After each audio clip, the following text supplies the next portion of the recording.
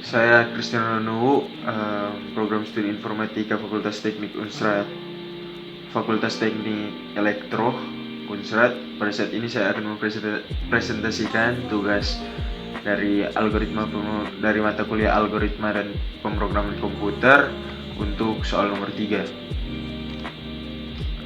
Di sini langsung saja di sini saya menuliskan input IOStream untuk memasukkan header file IOStream dan juga ada header file fstream, lalu menggunakan using namespace std seperti biasa pada program C++, dan saya membuat struktur mahasiswa dengan data-data yang di dalamnya ada string nama, string name, dan string jurusan. Lalu ada fungsi is-arsip sama yang nanti akan kita bahas di bawah. Lalu kita masuk langsung ke fungsi utama yaitu main function. Di sini kita tuliskan fstream data MHS. Lalu ada array struct mahasiswa. Di sini saya menuliskan data mahasiswa dengan nama MHS dengan jumlah array di dalamnya yaitu 2 buah nilai. Sebelum itu kita masuk ke external file yaitu mahasiswa.txt. Saya telah mengisi 2 data di sini, yaitu ada data nama, name, dan jurusan. Jadi total ada 3 baris untuk satu data, dan di sini ada 6 baris, artinya saya memasukkan 2 data seperti pada soal. Lalu setelah itu kita kembali ke main.cpp, ke file C++. Kita akan mendeklarasikan variabel. Ada 2 buah variabel, yaitu variabel buffer. Di sini akan kita gunakan nantinya untuk saat membaca data dari file eksternal mahasiswa.txt, datanya per baris akan dimasukkan ke buffer ini nantinya. Nanti akan kita bahas setelah kita masuk ke bagian ini, membaca dan memasukkan data ke tiap data ya, MHS atau mahasiswa. Lalu ada juga variabel in MHS index yang telah didefinisikan 0 di sini. Kita akan gunakan ini nantinya saat memasukkan data yang telah dibaca dari file eksternal ke dalam file struct MHS yang telah kita buat. Lalu kita masuk ke bagian ini, kita akan membuka file eksternal dari mahasiswa.txt. Ada iosout di sini gunanya untuk agar kita dapat menuliskan sesuatu ke dalam file eksternal, dan in agar kita dapat membaca sesuatu dari file eksternal mahasiswa.txt. Lalu kita masuk ke bagian membaca dan memasukkannya ke tiap data MHS. Ya, di sini dimulai dengan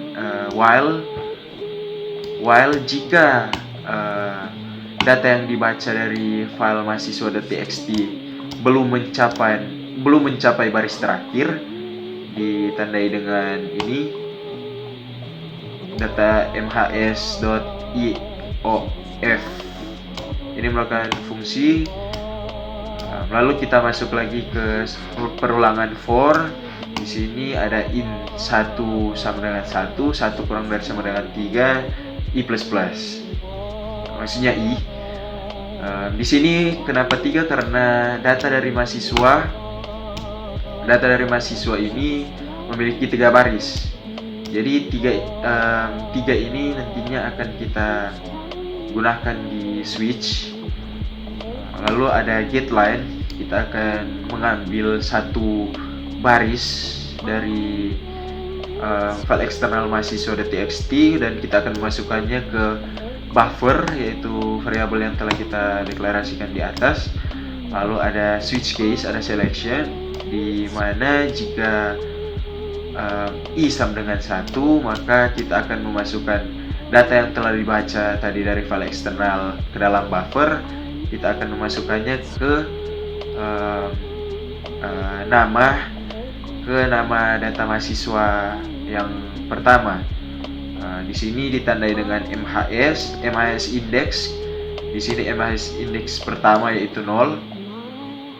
yang artinya kita akan memasukkan data ke data buffer ini ke data mahasiswa yang pertama, indeks 0, nama. Lalu ada break di setiap case, harus ada break. Baru case 2 kita akan memasukkan NIM dari baris kedua program dari baris kedua file eksternal yang telah kita baca dan kita masukkan ke buffer. Dan memasukkannya, kita akan memasukkan nilai dari baris kedua itu. Baris kedua di sini adalah NIM. Kita akan memasukkannya ke mhs_index.nim. Lalu untuk case 3, jika i sama dengan 3, kita akan memasukkan buffer ke jurusan, ke mhs jurusan. Lalu ada break juga. Di sini kita akan increment untuk untuk mhs index. Kita akan tambahkan 1 di tiap perulangan, yang dimana di perulangan kedua nantinya dia akan membaca buffer dan memasukkannya ke mhs index 1, yang berarti kita akan memasukkan buffer ke data mahasiswa kedua, ditandai dengan indeks 1 karena indeks dimulai dari 0. Lalu di sini ada cout. Setelah kita membaca dan memasukkannya ke tiap data MHS, kita akan membandingkan serta menguji data tersebut apakah data itu sama atau tidak. Dengan kita cout, kita memanggil fungsi di dalam cout. Ini adalah fungsi is arsip sama yang telah kita definisikan serta deklarasikan di atas. Kita akan mempassing argumen MHS indeks pertama, yang berarti data mahasiswa pertama, dan data mahasiswa kedua. Ini akan kita bandingkan kedua data yang telah kita baca tadi, kita baca di bagian proses ini. Lalu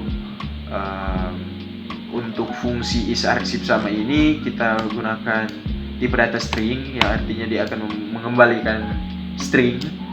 Jadi di sini kita akan mengujinya jika data dari nama dari mahasiswa 1, NIM dari mahasiswa 1 serta jurusan dari mahasiswa 1 sama dengan mahasiswa 2, maka yang akan dikembalikan adalah string sebagai berikut: data MHS1 dan MHS2 sama.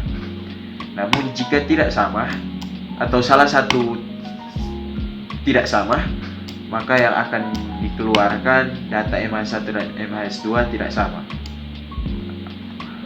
Di sini kita akan menguji programnya apakah berjalan dengan baik dan benar. Kita pertama-tama akan melihat dulu data mahasiswa. Di sini jelas-jelas kita menuliskan dua data dengan nama, NIM, jurusan yang berbeda. Jurusan sama, elektron, namun nama dan NIM berbeda untuk kedua data ini. Kita akan mengujinya dengan menjalankan yang harusnya saat kita jalankan output yang keluar harusnya ini. Harusnya data MHS1 dan MHS2 tidak sama. Kita melihatnya dan benar, data output yang keluar adalah data MHS1 dan MHS2 tidak sama. Kita matikan task, lalu kita coba samakan untuk kedua data ini. Namanya kita samakan,